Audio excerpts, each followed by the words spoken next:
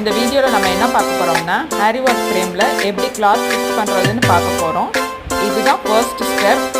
எப்படி cloth fix பண்ணுறதுன்னு இந்த வீடியோவில் ஃபுல்லாக பாருங்கள்.